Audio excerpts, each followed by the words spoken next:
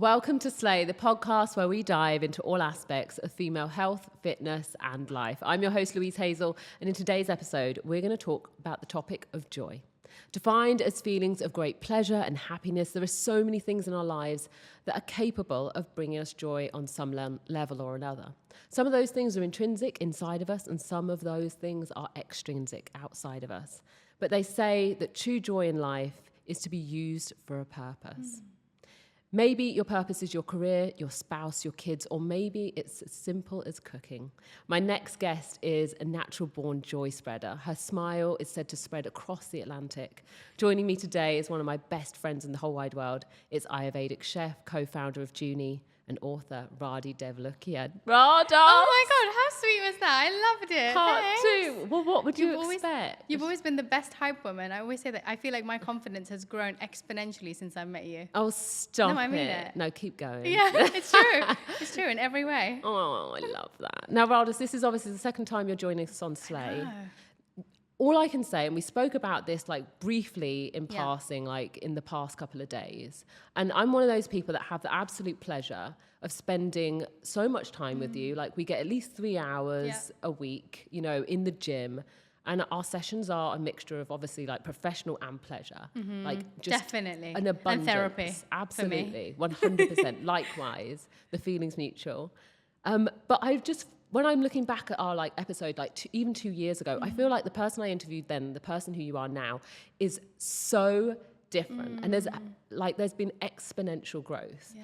Like when we talked then, I think you just co-founded Juni. Yeah. And you were like, you know, you were so excited, like first kind of venture. And now I'm like seeing a different Radhas. You know, we talked about this the other day. I'm seeing Radhi, the businesswoman. I know. I'm seeing Radhi, like responsible Radhi. I'm seeing like get in bed by 9 o'clock. Like what's changed for you in the past 2 years in terms of, you know, your life in general? Yeah, good question. I think I went through a year of trying to do everything that made me really uncomfortable. Like I remember when we were having those conversations, it was all about me being too scared or feeling like I didn't know enough to go into something, or not knowing whether I'm the type of person to be able to run a business, to be able to write a book, to be able to do a lot of the things that I have ended up doing. And I think I got to a point of being so bored of playing it safe and being someone who was getting so frustrated with staying in my comfort zone, because I recognized that what I had been doing hadn't made me happy. Yeah. And so I had to try, like I thought, even if I don't love any of it, let me at least try the things that I've been scared of doing, just so I know whether I am capable of doing it or not. Because I felt like I just didn't have much confidence in my abilities. And so I had to throw myself into it, even if I didn't want to prove to nobody else but myself that I was capable. And honestly, slowly, by doing all those things one by one, it wasn't even like a big thing. It was like one little thing at a time that I ended up saying yes to. And it just slowly built my confidence. And the organization and all the things were, you know, skills I had to focus on to be able to do those things that I wanted to do. And getting to the gym on time being one of them. Absolutely. And honestly, you've gotten closer and closer to 9 o'clock every time. So close. Now, one of those things was public speaking. Yeah. And I remember that week you were like, I've got this big gig, and talk me through that. How did it feel? Because I remember you feeling very nervous going into that. And I knew it was, like you said, something that was taking you outside your comfort zone. Yeah. So talk me through that. So I've noticed that when I'm uncomfortable, like even if I'm having an uncomfortable conversation with someone, whether I'm sad or not, I will end up getting so much emotion trapped in me that I will just burst out crying. So the first few times I even practiced doing that talk in front of just my team or in front of friends, I was so anxious, and the anxiety turned into nerves. I literally was crying through the talk, and there was nothing for me to cry about. Remind us who the talk was for and the purpose of the talk. It was so it was for a company called Color Street, and it was over 15,000 people. Wow! So it was like going from speaking to people online, which is just me to camera, to then going on stage and talking to that many people. And at first, I had said no, and then my team said, you should just try it out. Just give it a go. And part of me thought, you know what? What's the worst thing that could happen? No one will ever invite me to speak again. Okay, fine. They just won't. So I practiced and I practiced to the point where I really felt like I knew it, you know, front to back to front. And then I was practicing in front of the mirror and I was watching myself doing it. And the night before, I was like, I have to cancel. Like, I can't. I had flown there, by the way. It was in like Salt Lake City. I flew there and I was like, I have to tell them I'm not well. Like, I can't do it. Luckily, I had one of my team members with me and she was like, there is no way you've put in all of this work for you to cancel right now. And then I just got onto stage and honestly, I just had to go for it. And I got things wrong along the way. I was rushing it in some parts. I was like shaking in other parts. But the feeling of starting something that you're scared of to then afterwards where you think, I can't believe I just did something that literally made me want to throw up before, gave me extremely bad tummy pains and like, nervous stomach, and that I've practiced for nearly a month to do. And I thought, wow, it feels there's such a different feeling when you end up accomplishing something that is so scary to you. But at the same time, it made me realize that after doing that, even though I can do it, doesn't mean I want to do it. Would you do another one? I don't think so. I don't think I would. Just because as much as I enjoyed accomplishing it, I wouldn't say something I enjoy doing. Got you. So it was something I knew I needed to try to do in order to get over that fear. But just because you can do something doesn't mean that you have to or should do it. Absolutely. And I think that was my time of figuring that out. Just to know if I want to, I can. But that doesn't mean I have to focus on that right now. That's how I feel about singing. Yeah. You know what I mean? I'm like, I really should drop an album, but do I need to drop an album? I feel like me and Eric might disagree. No, I love your singing. Don't even dare, Eric. And your dancing. But talking about things that you love to do, cooking. Now, we're just about to launch our first ever cookbook. I say we, because I feel like I'm on this journey with you. And this is something we've all been waiting for. And I say we, like your friends, your fans, your family, your followers. Like this has been a long time coming. Talk to me about the process. Like how long have you spent developing this book? 3 years. So to the day that it will be out, which is the 27th of Feb, I will have spent pretty much 3 years from the moment I ended up saying yes to writing it. I spent 5 to 6 months creating 185 recipes. I wrote all the little wellness rituals and the Ayurvedic tips and the everything that I've basically learned through being a nutritionist, a dietitian, an Ayurvedic health counselor, through my yoga teacher training, just everything that I've learned for my mind, my body, and my heart that has helped me. I feel like it was such an amazing way to pour it all into one place. And at first I was really scared about it because I feel like it's hard to feel like an expert in something when I feel like I'm a constant student. Like I always want to just keep learning. But then to put yourself in a position where you're sharing your knowledge, it feels a little bit scary because you're kind of positioning yourself as an expert.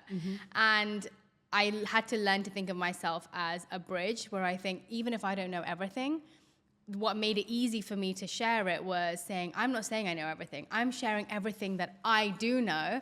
Hopefully that will take you to the next place in your life and I can pass you on to another teacher and another teacher and another teacher. And so I really appreciated being able to share everything that all my teachers have taught me and be a really grateful student by being able to pour it into the book. I think that's such a healthy way to look at like your expertise. Yeah. And also admitting like, and the things I don't know, I'll find out for you, you know? Exactly. That's really interesting. How did the idea of the book first come about? Did you always know that you were going to do a book? Did you always know you were going to pour that knowledge down into like hard paperback version? Like, no, who was it? Who planted the seed? So I had a few people that had asked me if I wanted to write a book, publishers coming to me. But at the time, I was like, God, I don't even know what that means to, like, what I would be embarking on to write a cookbook. And at that time, I wasn't a person who could commit to things, who could maintain things, who could sustain the work that it took to even do something like that. And I think I was very aware of that I needed to build up consistency in at least creating recipes, creating content before I even thought about embarking on something where other people are also part of it. So I said no for a couple of years. And then, my agent said to me, why don't we just write a proposal? You don't have to write a book right now. Let's write a proposal for the book. So they started speaking to other people, other publishers you need someone to help you write the proposal.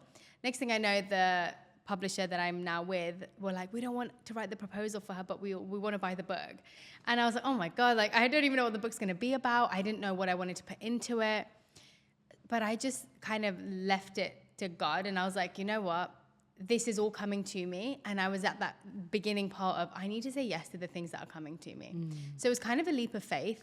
But then literally the next day, I was really thinking deeply about what I wanted the book to be. And that's honestly where the word joy came to me. Like sounds like cliche. I was sitting in my meditation in the morning just after I'd signed the contract.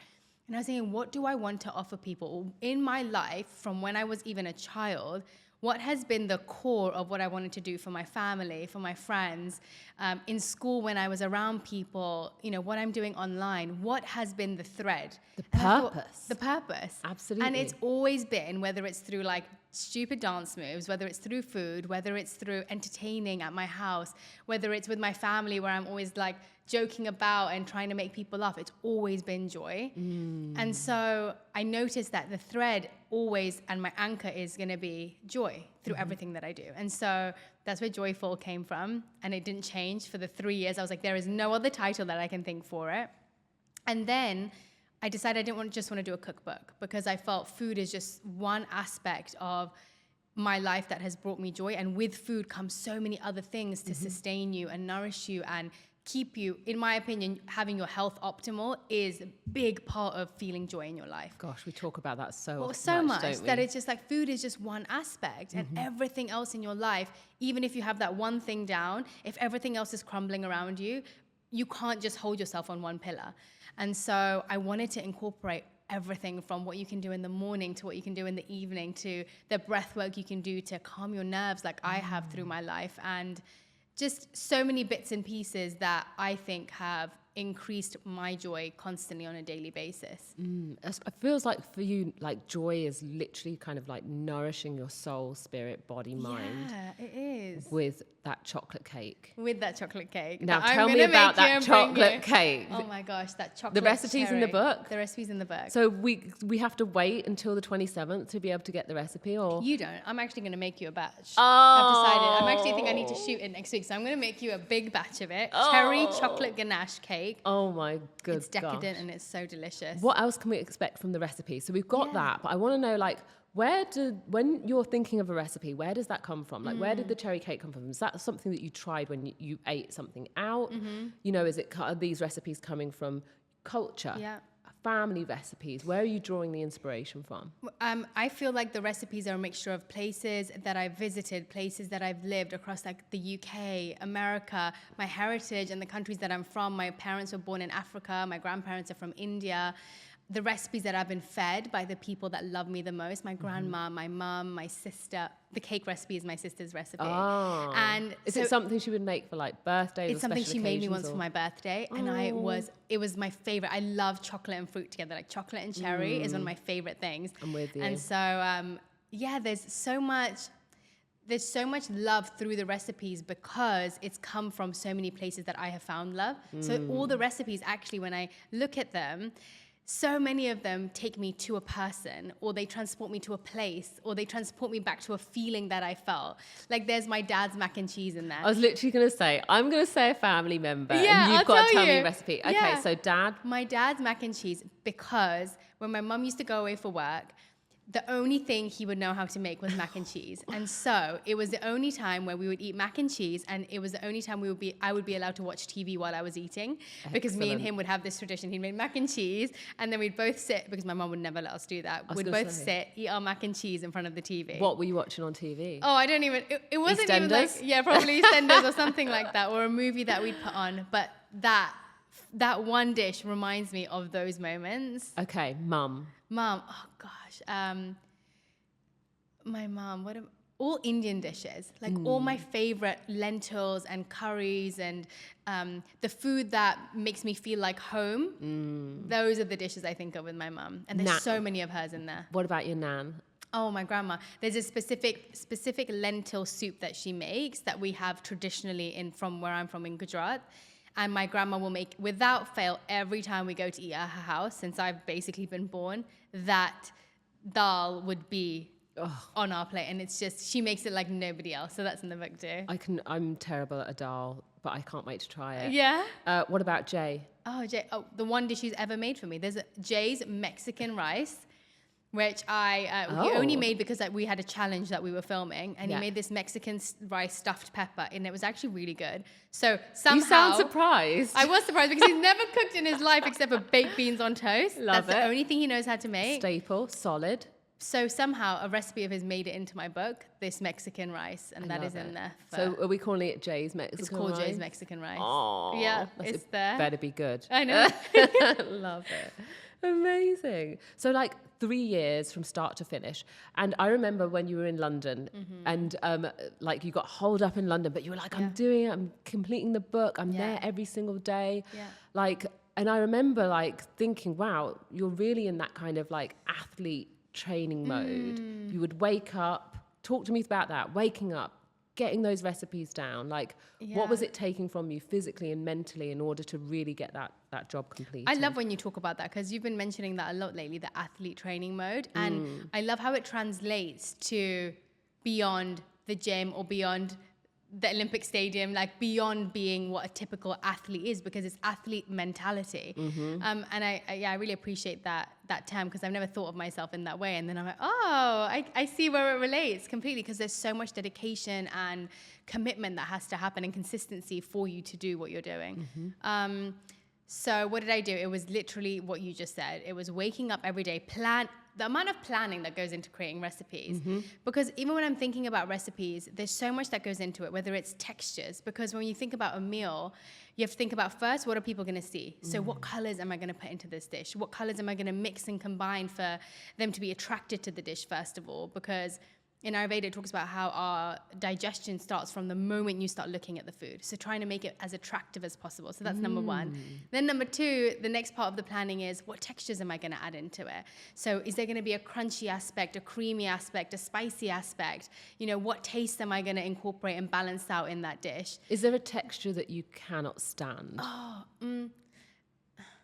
Is there a texture I cannot stand? Oh, like gloopy and slimy. Oh, I was going to say the same. Like for me, it's like mushrooms. Yeah. Like when you cook a mushroom and it kind of like gets that sticky. coating. Not necessarily sticky, because I'll kill a sticky toffee pudding. Oh, yeah. More that like slimy. Slimy. Yeah. Like an okra. Yes, when it's, or like potentially like a lychee. Yeah. When you don't peel like a lychee. I mean, I'll eat a lychee because it tastes like delicious, yeah. but not that a fan texture. of like, Yeah, that's probably my only texture that I find a bit, but yeah, the textures, and then how is it going to nourish people? Like, what nutritional benefit are they getting from this meal? And so thinking about the different herbs and spices are a huge part of the book, because they're so medicinal in so many different ways. And so in all the recipes, I've tried to incorporate at least one spice, so someone's getting at least some sort of kick of spice or, you know, medicine through their body that helps to heal and protect their body. So going through all of that and then trying to figure out what dish is that now going to be. And so I was making at least 7 to 8 recipes pretty much every single day, experimenting. That's a cleanup. The worst part of it was the cleanup, honestly. Without a doubt. I create one dish and the kitchen looks like I have made 30. So when I was making 7, I would there would be a part at the end of the day I was like, why did I do this to myself? The cleanup was... It sounds just like Eric, to be honest with you. I'm not going to lie. You know, one of the things that I was really curious about with regards to the recipes that you make, not even really curious, because for those of you that don't know, Radhi is literally my house doctor.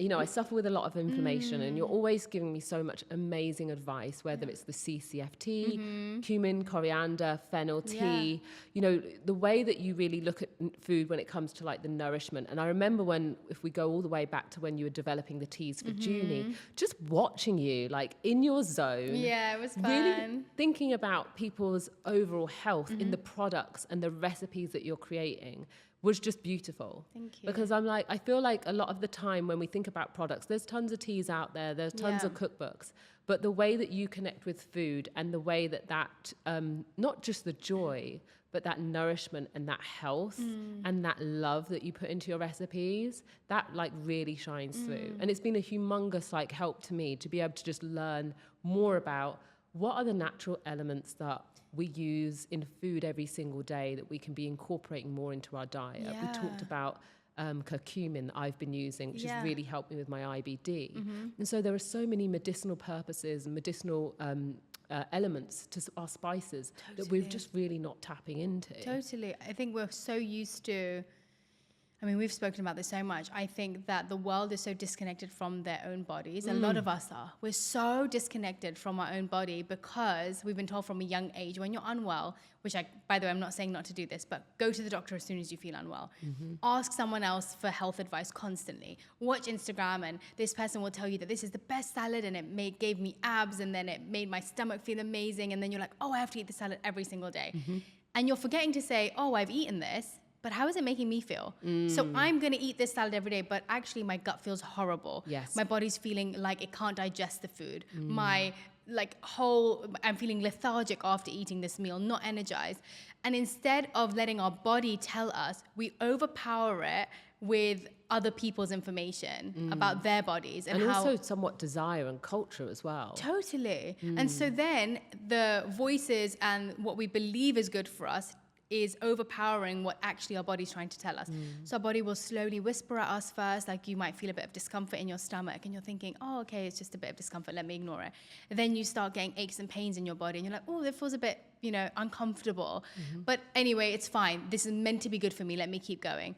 And then suddenly you start noticing on your skin, you start noticing it in your energy levels, and still our bodies are like screaming at us and we're thinking, no, this workout and this food is meant to be the best food. I'm going to keep going until we get to the point of some sort of disease where we then have to take action. And so in Ayurveda, it talks about how actually our body starts signaling to us. There are 7 stages of disease. And when we get to the point of disease, that's when we actually end up being fixed by conventional doctors. What's the first stage? The first stage, so the different symptoms that our body starts feeling. Got you. And so when we start noticing and observing our body from the moment it starts shouting at us or even whispering at us, like you say, oh, I ate this the other day. It really messed up my stomach. What you could do is you could keep eating it because whatever, I love eating. I'm going to keep eating it and I don't want to listen to my body. But instead, or you could listen to it and say, wow, tomatoes and this other food is causing me discomfort. Let me eliminate it from my diet and see how I feel. What do you think that everyday people could be doing when they're like, what's the solution? What's the tool that they can be using to pay more attention to the things that they're eating and the way that their bodies are reacting? Is there something simple that they can do? A food symptom diary. I think to start, because if we're so used to not listening to our body, the simplest way of doing it is let me eat this food and then let me observe and take note about 2-3 hours after I've eaten it, or sometimes even immediately. How is it making me feel? And foods that are good for you should make you feel energized, should make you feel nourished, shouldn't make you feel depleted, shouldn't make you feel lethargic. And that could be the portions you're eating, it could be the quality of the ingredients you're eating, or even allergies or intolerances that you have to the food. And so, yes, it takes a little bit more effort than just ignoring it. But the more you start listening by observation is the beginning of everything. You start observing yourself, your mind, your body, how it's making each part of you feel. That's probably the best place to start. And then slowly, as you listen, your body will start speaking to you more. When do you recommend somebody start doing that? From the morning. From the morning, and I say do it for 7 days. When I was a dietitian, that's what we would do. If they would come in to an IBS clinic or an IBD clinic, I would say, okay, let's just strip everything back. Let's start off by what are you eating and how is it making you feel? Then we'll target all the things that you've noticed don't make you feel good. Then we'll take out one thing at a time. And then slowly, as your gut starts to heal because the inflammation goes down, it's had time to rest rather than constantly fight what you're eating, you can start adding them back in one by one and noticing. And then also having tests done. Like I always think a really great investment, and an investment you will never, ever be upset with yourself for making financially, is on your health. Because you pay for what you're like, what I'm doing right now, and I've noticed this since my 30s. I'm like, what I did in my 20s, I am feeling in my 30s. What I've done in my when I was 25, I am feeling now. And so how do I want to feel when I'm 40 years old? Based on that, how can I create the life that I know I need and is necessary to get me to the strength, the vitality, and the health that I want to be when I'm 40. Are there any sensitivity tests or allergy tests that you've taken? I and love utilized? Viome. Viome, yeah. Viome is great. Yep. I think that's really good. And then I go to Next Health here, where I just do a full blood work, hormones, allergy test. Like you could get, I mean, there are so many places in America, especially where you can just go and get the full works done. Yeah. And I think it's a great place. You need results to start somewhere, right? Like, because you need to know where you are to know where you want to get to. Yeah. And so sometimes you can be scared of figuring out your health, but better now than later on when it's harder to fix and sometimes not reversible. Is there one food that your body, definitely does not agree with you? Like if you cook with it, if you eat it, what's the thing that you feel your body reacts to the most? Broccoli. Oh. Yeah, it's so weird. Has it always been like that? Because I feel like I used to love broccoli. I used to have it at school every single day. The dinner lady used to save me some. But these days I feel like unless it's really cooked really, down. really... In a soup I can take it. Yeah. But for some reason, that I used to not be able to take kale. I can take kale like properly now in my smoothies and stuff. But for some reason, broccoli is something that really gets me. I bloody love broccoli. I know, me too. Oh. I found ways kind of around it. Like if I spice it well or if I'll saute it in oil properly, if it's a little bit raw, it gets me. Gutted. Yeah, but raw food is the hardest to digest. Absolutely is. So if your gut is feeling, if your gut's feeling sensitive, then actually having raw food, like avoiding raw foods while your gut's feeling weak or your digestion's feeling weak is probably better to avoid. Cool. Yeah. We've got some member questions now. These are members of Slay throwing up questions. We asked the girls in the gym. We got Radhi on the podcast. They were like, oh, I've got a question for her. Sarah Smith says, you got 5 minutes. Okay. You're hangry. You've got limited stuff in the fridge. What are you making? Oh, I'm making either a quick veg stir fry, throwing in some noodles, or I'm making... What am I making if I have 10 minutes to go? Oh, yeah. 5. You got 5. Oh, I've got 5 minutes to go. 5 minutes. Does that include 5 minutes. chopping time? Absolutely. Oh my gosh. Okay. Then I am throwing in, a good pasta with some crumbled tofu in it for protein. Basically a gourmet meal then. No, no. Or a blender pasta. You throw all the veggies that you want with like a tomato base, throw all the vegetables so there's lots of hidden veggies in there, and then pour it over your pasta and you got yourself something nourishing. Love it. Vanessa asks, as a vegan, how do you get more protein into your diet? That is a great question. That's something me and you have been working on for a while now. Isn't it? What have I been doing? Okay, so I have found myself a variety of protein powders because one thing I was struggling with, as you know, was getting bored of the protein that I was drinking, and it would really stop me from even wanting to have a second protein shake or any at all. And so I found myself this chocolate one and a chocolate peanut butter one that I love, and that's kind of like my dessert one. Brand, give us the brand. Oh, the name. I've been using Ritual. So I'll start with this. Ritual vanilla protein. Yep. I have that in the morning with frozen strawberries and kale. Love that. Great blend. And then for an afternoon or evening one, I have a chocolate one from, what's the brand? Oh, Cos. Yep. And, or I'll alternate it with Form. Form Nutrition one. They both have chocolate ones. And so then I'll just blend the chocolate with just milk and have that. Or another way is I use a protein powder with high protein vegan yogurt. And so I'll mix that up. Drop the brand. Kite Hill high protein yogurt. There's like 17 grams in a third cup, which is amazing. Amazing. And then add in like 2 scoops of your protein powder. That's like another 30 grams of protein in there. And then I just have it as like a little chocolate pudding. You mix it up. Delicious. And it's actually really good. This is one of the things I think that's been like a bit of a revelation, not just for like you, but also everybody in the gym, looking at different ways that they can actually have their protein. Yeah. Absolutely. So, you don't just have to chug a protein shake. We always seeing protein pancakes, protein waffles online. Yeah. We know they don't taste any good. So I can't wait for you to come up with a solution for us, Radhi. I know you had the tofu waffles. They look good. Yes, the tofu waffles were good. You just slice them up. You can marinate them in like a barbecue sauce and then put them into your waffle maker and then top them with avocado, maybe a little sauce that you like. I love that. I love pea protein. So you can buy pea protein chunks and pea protein mints. Yep. Great way of, if you don't want tofu or soy all the time. Crumble? Yes. Drop the brand. The brand is, what was the brand I told? Google it. Yeah. You'll have to Google that one. Yeah. Plant protein crumbles, but we'll drop. Oh, it's called plant something. Hold on. We'll drop the link in Yeah. the episode as well, so that everybody can jump on that, because I know that our vegans absolutely love finding and exploring and, you know, getting the lowdown on the latest products that are It's out called there. Plant Boss, Plant Crumbles. That's right, Plant Boss. And Plant Basics as well. They have a good one. Yeah. And how do you typically, because they unflavored and then you spice them? How do you I normally usually, serve so those? they get, they're dehydrated. You rehydrate them in hot water. And I normally add in lots of spices while I'm rehydrating it. So I add in a little bit of soy sauce, maybe some paprika, cumin, coriander powder, depending on the kind of cuisine I'm making. I'll add a lot of the flavor as it's marinating in the water.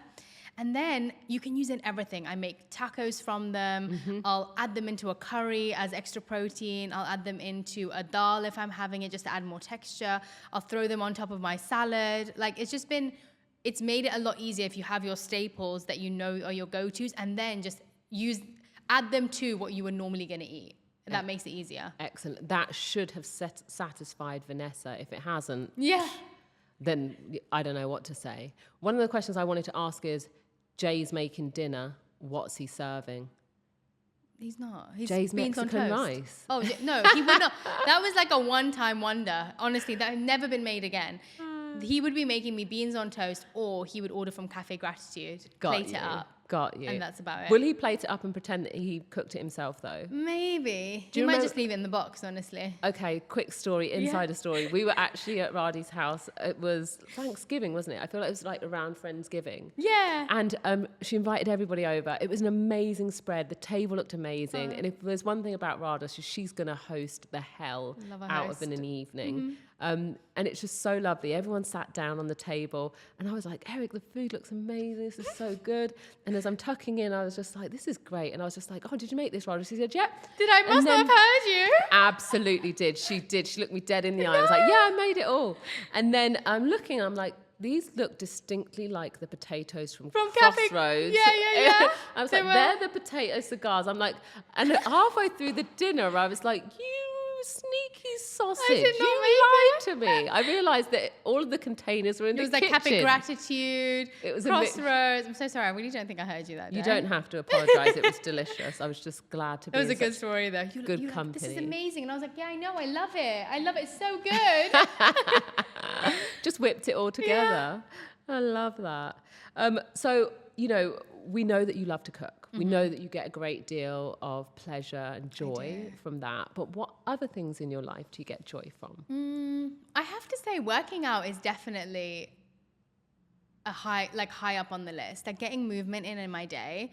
Movement, I find that movement in my body allows for movement in my mind as well. And I really appreciate I think like our bodies are not vessels to hold and store. They're places to allow things to flow through. Absolutely. And I think when you get stagnant is when you end up getting frustrated, or you get anxiety, or, you know, all those negative emotions come from stagnancy. Got it. And so I really have found that every time I'm feeling mentally stuck, I will go for a walk. I'll get on the treadmill and do some sprints. I will get on my trampoline. I will have some sort of movement.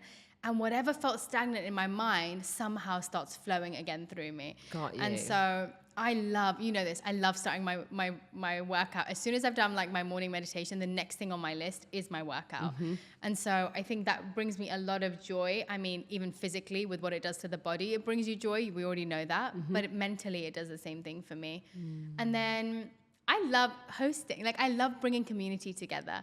And I think it comes from having a big family when I was younger, and also missing family, being away from them, that creating an environment where, one, people who feel lonely can also make friends. So bringing lots of people together who, you know, maybe aren't feeling the best in their life or feel like they need more connection in their life. Having a place where I can do that has always been a dream of mine. Having a home to just bring people together has definitely been something that I have felt I've wanted to do, and seeing my mum do that too has been a big part of it.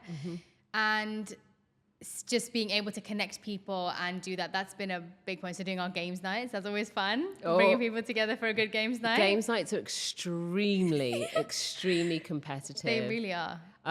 They're probably like the most competitive like night of the year outside of the Super Bowl. Yeah, 100%. Everyone gets really into it. So bringing community together.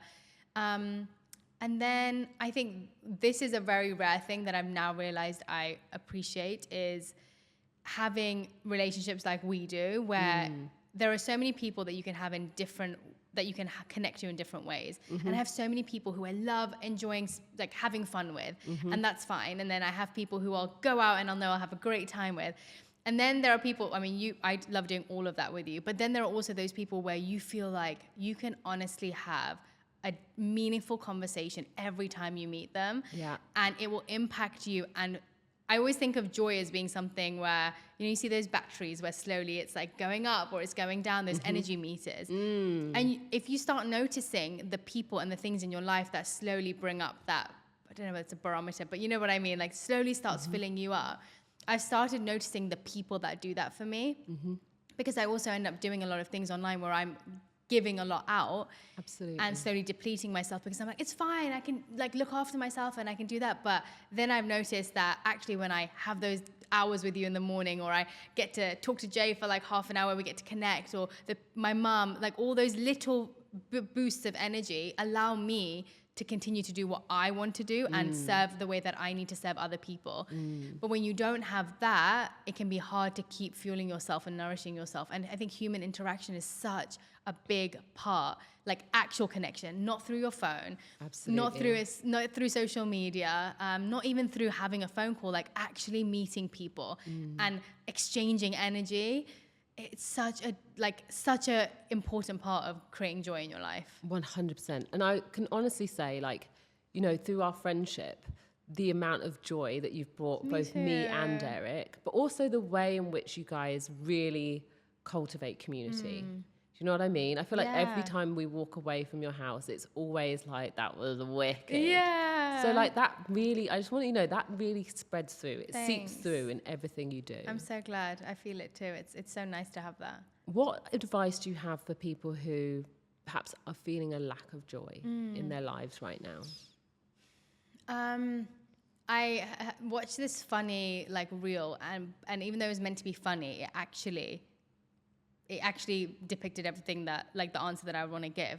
The person says, I've been feeling really low lately, but but I don't know what it is. And the person says, okay, well, have you gone outside and got sunlight? No. Have you eaten foods that make you feel good? No. Have you drunk enough water today? No. Have you moved your body today? No. Have you, spoken to somebody on the phone? Like, have you communicated with people today? No. And so I think actually, instead of even thinking of complicated ways to add things in, strip back to the basics. Am I, like, what are the ways that I can fuel my mind, my body, and my heart? Pick one from each area. And if you don't know what those things are, experiment, explore, like go out and see what actually makes me feel happy. Who are the people that make me feel happy? What kind of workouts make me feel happy? Not what that influencer told me should make me feel happy. What do I actually love waking up and feeling excited to go and do and don't feel like bailing out on? And I think, when you end up paying attention to that, it's the same way when you're ending up going on dates with people. You go on dates, you're dating them. You don't know what they're going to like or not, but you plan them and you go out and you're like, you know what? I love doing this with them. Didn't really love doing that with them. I loved eating this food with them, but didn't really love that dinner that we went to. In the same way, you have to do that for yourself. And so experimenting and exploring different ways that fuel you and energize and nourish you is the best place to start. So Can you date your mates? Yeah, date your mates. You know what I mean? Date Find out who's the right person for the cinema. Yeah, definitely. Who's the right person for a workout. Exactly. Date your mates. That's so British, isn't it? Date your mates, date yourself, and then pay attention to what it is that works for you. Let's talk about that body. We're going to have a few questions about fitness because this is literally our love language. Yeah. This is the thing we connect over and, so many other things.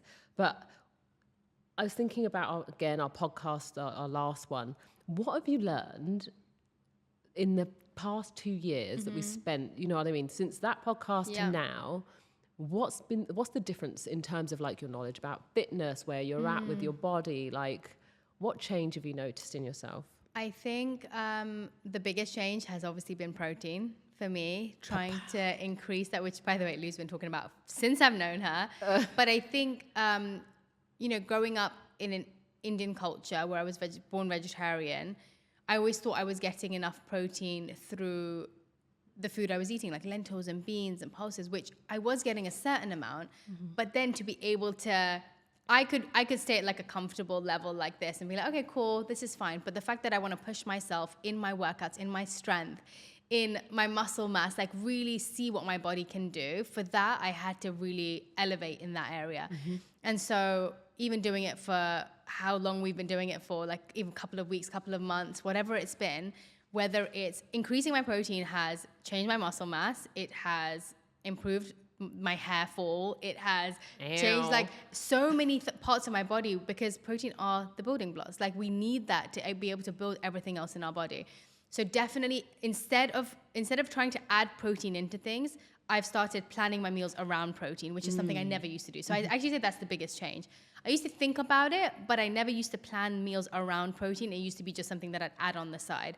So now it's what protein am I going to have, and then building everything else around that.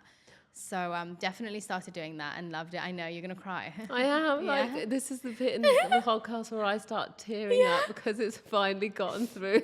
Yeah. I love it. That, and then what you've shown me about weight used to be such a big focus in my life. Let's break that down. Yeah, I mean, I feel like since I've been working out, seeing the weight change on the scale every single week has always been a difficult point for me, where if I see it increase, I'm like, oh no. And then you're like, the muscle mass has gone up. And I'm like, oh, okay, great. But weight has always been my indication, even though I know, it's weird, even though technically I know that's not true. And having even heard it from you and other people, it's like, it's still because of how much emphasis has been put in society of weight, you can't help but, well, you can help, but I couldn't help but feel that way, where every time my weight was going up on the scale, I'd feel like I had failed versus made improvements, and being scared of increasing the amount of calories I was eating. But then I'm working out so much more, and we're trying to build muscle, and you have to feed that. And so being that kind of fear of increasing what I was eating, like increasing calories, I always thought, no, I have to be in a deficit, and I have to make sure I'm eating, like the less I eat, the more success there is. And so that's definitely switched in my mind, where I feel like I think it's just understanding what you're actually doing to your body when you're doing certain things. And then when you get to see the results, it kind of just, it makes you feel so much happier that those changes are actually happening. Oh, I love that. Yeah. I would say, like, to all those girls out there, if there's one thing, like, I feel like 2024, I feel like we're starting to finally get some of the information that we need. I feel like information is now becoming a little bit more widespread. I feel like it was, niche before. It was in the bodybuilding community. It's now seeping its way through to the mainstream. If there's one piece of information that I would give to girls out there listening to this podcast, it's, for those people who know that they're perhaps lacking in lean muscle mass, do not be afraid. In fact, make it your goal, make it your target to gain weight. Yeah. Like, be okay with gaining 5 pounds, but be really concerned with the type of 5 pounds that you're gaining. Exactly. Be okay with gaining 5 pounds of muscle. Yeah. Because a lot of the time I think there's this real disconnect between what that really means. We're always thinking about making our bodies smaller. Yeah, exactly. And, as opposed to stronger. And I think, like, you've done an amazing job, and I love watching you train every single day because, like I've said before, and I said it on the previous podcast, I'll say it every single time, Radhi is a real one in the gym. She's got strength like I've never known. And she doesn't believe me. You still don't believe me when I'm saying, like, yo, I tried your workout the other day, couldn't complete it. We're two completely different human beings. We have a very similar, like, height and all of that stuff, but our bodies work completely differently. Totally. And some of the things that she's attempting, and not only attempting, but completing in the gym, you would be so surprised. Like, Thanks. It's so impressive. I love it. One of the things I love is your bench press. You know that. I've mentioned it before. Gives me great joy. I go home. Eric knows. Eric already knows. I'm like, Radhi did this in the bench press today. Like, You're the best. You think about us like all the time. 100%. Like, You really do. I think that's the beauty of, like, being in a team. I feel like you do all the hard lifting, and I'm there, like, just pushing you. You do all on. the thinking. Exactly. Yeah, you're the puppeteer, and we're just the little puppets doing everything that you're telling us to do. The strong puppets, Yeah. though. Arr. Rados, we're going to finish with a game now. Yee. The game is called Joy or Full. Oh, So, joy, we're loving it. Full, we're over it. okay. I'm I going to like give that. you... Thanks, I thought of it myself. It's a great game. We're going to think of 10 quick fire questions. Okay. Don't want you to think about it too much. If Okay. you want to add anything, feel free. But just want a quick fire round. Get ready. Froyo. Joy. A protein. Joy. A strength training. Joy. Jay Shetty. Joy. A correct. Yeah. Writing recipes. Joy again, but was full for a little bit. No doubt. Yeah. Late nights. Oh, full. Full. What time are you staying up to at the minute? Oh, like 9 o'clock in bed. Oh God, I'm lucky if I make it to 8:30. Yeah, 9 o'clock in bed. I'm lucky if I make it to 8:30. I'm telling What you. are you doing past 9 p.m.? Nothing Yeah, useful. Exactly. guys. Definitely not texting me. Yeah, anyone. yeah. I know. I always see your thing. It's like, this person has their phone on silent. Like they can't see, or your messages always go to that post. You do like, realise 4 I PM. have that on 24 hours Yeah, a day. I know. though. I do see that. Oh my God, this guy does not want to be contacted. I like to set the bar really low, Yeah. and then if I reply, it's a bonus. It's the best. Okay, Usher on roller skates. Joy. I could have Joy Usher at on the roller top. skates Yeah, every joy, single joy. day. I love it. Tracking your macronutrients. Oh, joy. Oh, okay. Yeah. Okay, Flyer. let's Yeah. go. I'm into that. I love it. Can't wait to check in. Mm-hmm. Journaling. I go in ebbs and flows of that. I say like joy and full. Sometimes I just don't feel like it, and then I realize it's because I need it. That's why I don't feel like it. So then I'll have to go back to it. But I'm not that consistent with it. I'd say I go through periods where I'm really focusing on it, and then other times where I kind of shy away from doing it. I'm going to admit something. I've never gotten into journaling. Yeah. I don't think I've ever written a page. Yeah. I feel like I'm probably one of those people that need to journal, but I just can't bring myself to do it. I'm kind of like, if I'm writing it down, I could just be doing the things that I want to be doing. Yeah. Do you know what I mean? Yeah. Final one, fitness fads. Oh, full. Full of it. Full of it. Rados, tell us when the book is out. And Book where is out February 27th. Love it. And where can we buy it? www.joyful.book.com. I love it. Rados, thank you so much for joining us again on the Slay podcast. loved it. We are wishing you the very best I of feel luck it. with this I book. feel it. Everybody, make sure you get out and get that Thanks. book. We're going to have a copy here in the Slay gym. Absolutely. And we will be doling out chocolate cake next week by the sounds of it. I love it. Thank you Thanks. so much. Thank you. That concludes this episode of Slay. I remember a quote once that said, "Find joy in everything you choose to do. Every job, every relationship, and even your home. It's your responsibility to love it or change it." Stay tuned for more empowering discussions on female health, fitness, and life. You can follow me at Louise Hazel, and you can follow Radhi at Radhi Devlukia on social media. Check out the Slay brand at Slay Athletic, and don't forget to subscribe to the Slay podcast and leave a review if you haven't done so already on Spotify. You can get all of the tools and resources that are mentioned in our episodes on the Slay app. You can download it now for free from the App Store and join our online community. And don't forget to pick up your copy of Joyful, which is out on the 27th of February, not long now. Let's go.